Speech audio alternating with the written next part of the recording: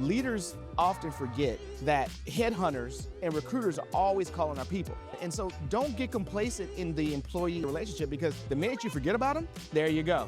That's it. As HR professionals, we eventually get drained. Sometimes you get what I call battle weary, because you're fighting the war with management, you're fighting the war sometimes against employees. War on three fronts. You really are an organization that's really focused on adoption, then leaders need to lead the way in terms of, okay, here's how we can use it, here's how we can use it responsibly. It's an employer-driven market by economics, but it's still candidate-centric. It's weird because in the past years, when it's an employer-driven market, basically employers got to choose. It is not that way.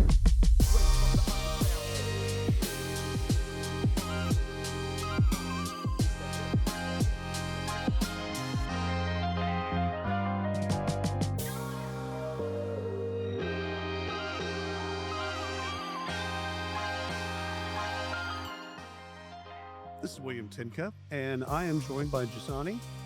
Njsane, would you do us a favor and introduce yourself? Absolutely. William, thanks for having me here. I'm Njsane Courtney, Vice President of Human Resources from the American Bureau of Shipping out of Houston, Texas. Oh, cool. How long you been in H-Town? Oh, man. So I've been in H-Town for a little over 20 years. I moved there shortly after I got out of the Army. So DJ Screw is somebody that you might know. I'm somewhat familiar with his work. Okay. Swisher House. There you go. Yeah. I'm surprised though. I'm surprised that's amazing that you know him. I'm here, and those guys used to come up to Dallas to do shows. Oh yeah, all of everybody. Well, I feel like Millionaire. I feel like at this point we need to flip this around. I need to interview you, because I kind of want to hear about that. It was so great, and they were so humble and so nice. Yeah, it's just like, you know. Really? Yeah. Holy hell! Got to meet all of them because it was like a small venues in Deep Ellum where there'd be like 40 people there. So it's like you could go and talk to them after the show. It's like, hey man, that is so cool. Yeah. No, that needs to be a separate episode just about that. Back in the day, it was so much fun. Screw this HR stuff. Let's just talk about your background, dude. In I think it was 86, maybe 87, somewhere in that NWA. The guys did a concert here, and they came to my mall in Arlington, and they parked the limo up on the curb, and I met them at a store. You might remember a store called a TiVo. Yes.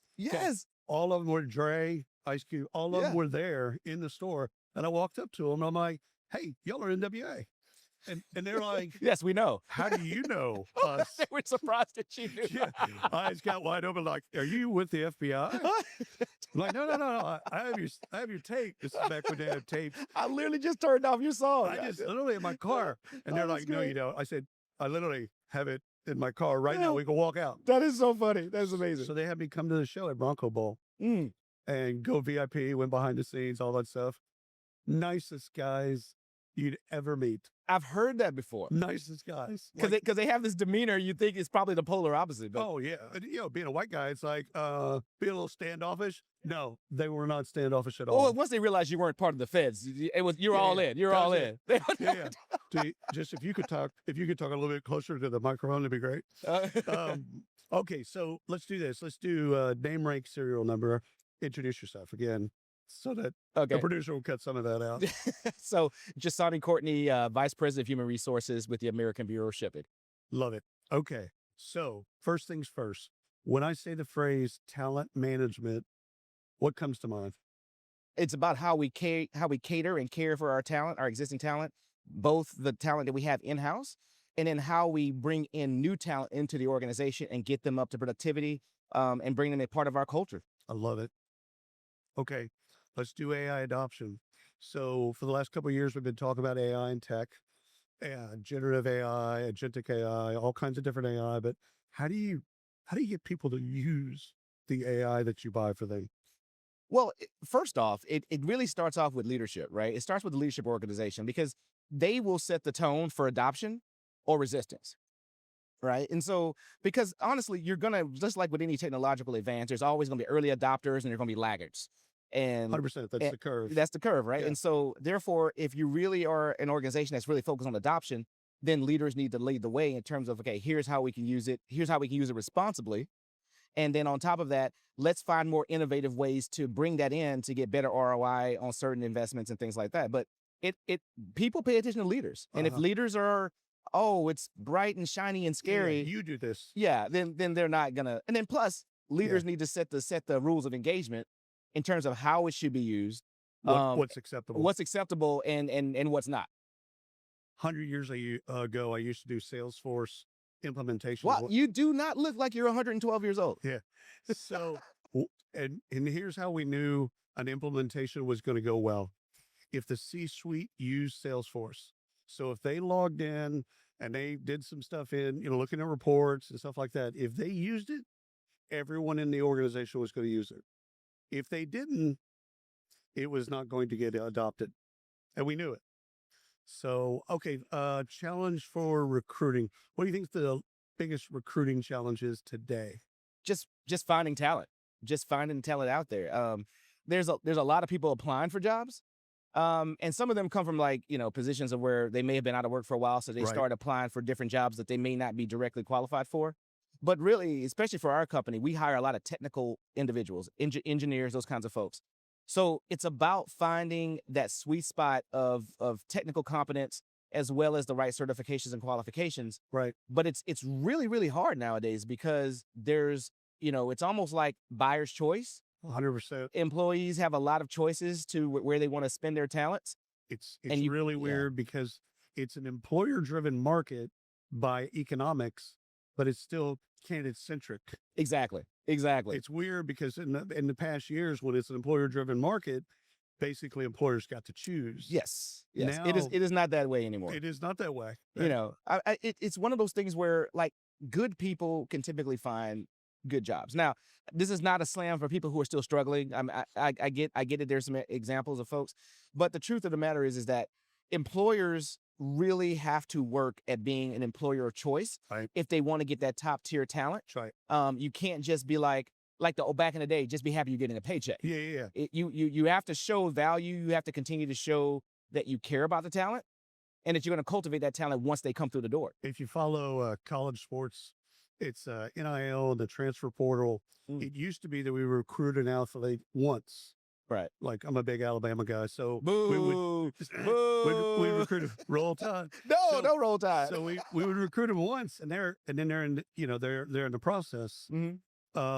You got to recruit them every year. You do. I think that's translatable to employees. You recruited them, cool, but if you don't re-recruit them ever so often, then they'll leave. Well, it's like my wife always tells me. It's about the little things you do day in and day out. It's like any relationship. I can come in and give you a great offer, give you a great salary, great benefits, right? But then if I put you at the table, if I put you at your desk and I forget about you, eventually somebody's going to come along and snatch you away. 100%. And so you have to, the things that got them to the table, you have to keep doing and remind them, like, here's why we're in this relationship, because we offer this opportunity, and oh, by the way, we care about your career Right. going forward. But if you just set it and forget it, they're going to eventually forget about you. Oh yeah. And yeah. the other thing I'll mention is leaders often forget that headhunters and recruiters are always calling our people. And they're always calling. And so don't get complacent in the employee-employee relationship, because the minute you forget about them, there you go. That's it. Don't be surprised when they're not at that cubicle anymore. But you can't be shocked. No, don't be like, why are you shocked? Why are you shocked? When was the last time you talked to your employees? Yeah. Yeah. When was the last time you listened to them? Oh my God, that's a whole other podcast. That is a whole other podcast. All right. So when you're low on your kind of innovation battery, you need some new stuff. What are you doing to recharge? Well, first off, I always convince people to come to conferences like this, right? Because as HR professionals, we eventually get drained, Oh, 100%. right? Sometimes you get what I call battle weary, Oh yeah. because you're fighting the war with management. You're fighting the war sometimes against employees. It's a war on three fronts. On three Yes. fronts. And so first off, coming to conferences like the SHRM Talent Conference, SHRM National Conference, it allows you to reinvigorate yourself Right. with others. You get to hear some great business cases and things like that in terms of what companies are doing. But the biggest thing, William, is the fact that you get around other HR professionals and you realize your company is not the only crazy one, 100%. right? Because misery loves company. Because Eh, you yeah. start off going, oh, we're not doing so and so, and all of a sudden you find out wait, I'm not as bad as that company. We're not alone. Right. We ain't alone. Actually, I believe we're leading. Yeah, exactly. That's too funny. I mean, it is great to know. I mean, because HR as a profession can be a lonely place. And then when you get around your people, right? When you get around your people and you realize like, oh my God, I'm not the only one dealing with this. 100%. It invigorates you. You learn some best practices. You get some connections that you're able to leverage going forward. Because what you're struggling with at your company, some connection might have just dealt with that at their company. And you can come back from one of these conferences being a superhero saying, hey, I found a solution to this $1 million problem and it only cost us the cost of entry into the conference. You might have to tweak it a little bit, but but Yeah. here's how you start. Absolutely. But I think the main thing is just making sure, and not just these big conferences too. Right. Oh, because I don't want people to think, oh, I got to go get a big budget. Every city has these little networking events. Get out of your comfort zone, even you introverts, and just surround yourself with your people at these networking events, because it does recharge your battery. It still shocks me that HR and recruiting doesn't use their peer group as much as other professions. We don't. Crazy We're not as good at like maybe like business development or marketing guys. Like those folks, they're all about marketing and networking and things like that. But sales leaders, if they're not direct competitors, right?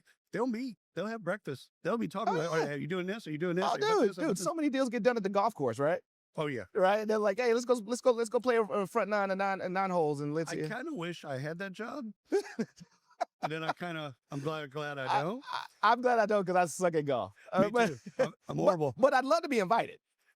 I'll smoke a cigar and be on the. I'll be on the cart. Oh my God, William, are you a cigar guy? I am. Dude, in that bag. Oh, dude. snap. Oh wait, hold on. We're gonna totally switch. What's your go-to? Monte Cristo #4 Cubano. So I'm a Plasencia Amafuertes kind of guy. Oh, yes. And so I bought 3 or 4 of them in the actual collector's edition one. Yeah. So later on, me and you. I do pairings. So on my IG, I'll pair them with bourbon or scotch or vodka or whatever. So I'll pair the cigar with, because basically you go heavy and light. Yeah. So if you have a light cigar, you go heavy. If you have it's an inverse relationship. Right. 30-year-old Macallan, you're going to go with a light cigar. So if you're ever in Houston, William, make sure you come look me up, because my wife during the pandemic, my wife allowed me to change our garage. It is a full-blown, and Houston has large garages. It's a full-blown cigar whiskey bar. So probably from that door to where that guy's standing against the wall, it's just nothing but whiskeys and bourbons. I like your wife already. Oh, she knows where I'm at. See, she's a smart woman. See, it's one of those bits. It's like she's re-recruiting you. Oh, no, she reminds me of why I'm here. Yeah. But she's like, no, babe. Number one, it's cheaper to drink at home. It's safer to drink at home. And B, she always knows where to find me. 100%. He's out there. Yeah, he's right. He's right. I see the smoke trail. Oh, dude. Yeah, we definitely got to do a cigar after this is over. I love it. Last question is, what's keeping you up at night right now? Right now it's really about, are we doing enough to make sure that our employees know how much they matter? Right. Right. Are we doing enough? Are we communicating enough? How do you know? Because there's like a diminished return on everything, right? So you can do so much that it falls off, but how do you know you're doing enough or meeting their expectations, or maybe even exceeding their expectations? It's funny. It's the hardest thing to determine and the easiest thing to determine at the same time, because it's easy because all you have to do is just listen to your employees, and you have to be willing to listen. Okay. All right. As a leader, sometimes we separate the complainers from the folks who have legitimate concerns, but it's hard because we don't typically do that. And it kind of changes our whole mental paradigm about this whole deal. But it's really because a lot of times you realize some of the voluntary turnover that companies are experiencing, so much of it, William, is preventable. If somebody would have just listened and paid attention, it's not always about the money. Sometimes it's about the relationship with their supervisor, right, or a relationship with coworkers that we could have fixed. The fixable stuff. I always used to talk about regrettable turnover. It's the folks you wanted to keep, but could, for whatever reason, you didn't keep. Yeah. Right. Turnover is not a bad thing. It's like a forest. Some trees need to die. Yeah. Some people need to leave, but it's the folks that you wanted to keep and you didn't keep them. And so I'm not an exit interview guy. I don't believe anything in exit interviews. I do like stay interviews. I do like those when you're like, hey, what's going well? What do we need to work on? Like that type of stuff while they're there. Because I think you can get some good data there. Yes. Stay interviews I do them at least twice a year for each employee. You got to do stay interviews. And literally the stay interview is, and here's the problem with that. A lot of leaders don't do stay interviews because they perceive it as we're begging our employees to stay. Or I said, no. And literally the first question for anybody who's interested in doing one, here's the first question.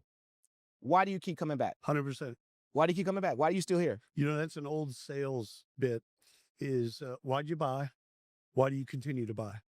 It's an old kind of a win-loss deal with sales. Like, why'd you buy? Because I need to know what triggered you to buy from us. And then why do you continue to send us checks or wire money to us? Yeah.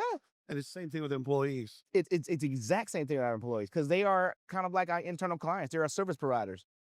They are customers, right? And so you need to ask that exact same question. And the answers will literally give you the answers to the test in terms of 100%. If you have a 10-person team and you ask them that question and 7 of them say, I have great coworkers, then you realize that's what's keeping them there is the environment. And so you know that you need to spend energy 100%. to maintain that environment. That's right.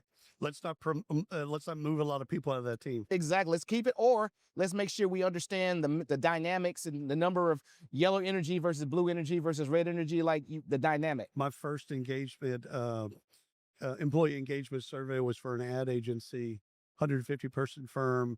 I did one-on-one interviews, group interviews, a whole bit. Came back, the number one thing was they couldn't have potted plants because the building, the landlord wouldn't let live plants into the building. And so when I'm downloading this to the executive team, they're like, seriously? I'm like, dude, 98%, they're like, yeah. So if we just get plants, yeah, that's going to make people happy. I just need a plant. I'll be happy. They renegotiated their lease, got plants in the deal, hired a company to do the plants, come around with the carts, water the plants and all that stuff. Employees' satisfaction went through the roof. And That's they're like, amazing. Are you kidding me? Plants? That is literally the definition of low-hanging fruit. Yeah. That is literally. They kept questioning me. It's funny because I'm in a conference room with all these executives and I'm telling this bit and they're like, seriously, are you messing with us right now? I'm like, dude, I can't make this. I'm funny, but I'm not that funny. I can't make this up. You can't. That is amazing. But it's so funny because lots of times because managers will automatically think, oh, they want all this extra money and all these other things. And I'm like, that's because that's your value proposition, right? No, the stuff to keep our good employees is usually doesn't cost money. It just takes effort. Training, more communication. What's next in my career? 100%. That. Love it. This has been wonderful. This has been great, William. I appreciate it, man. Thank you so much for your time. All right. Appreciate you. How can folks get in touch with you? Listen, man, I'm always on LinkedIn. That is my biggest one. I also have a podcast outside of my job. It's called My Friend in HR. Actually, I had Jim Link. Jim Link was actually my most recent guest on there. So it's on Spotify and Apple Podcasts, and it's also on YouTube. So when we're saying his first name, Njsane, there's an N in front of that. It is. That is it is silent. You've got to really want to know who I am because you have to go through that trap. That's right. But it's Njsane. But yeah, Njsane Courtney. You can find me on LinkedIn. You can connect to all my stuff. But it's been great, William. I really appreciate the time here. Thank you so much. All right, brother.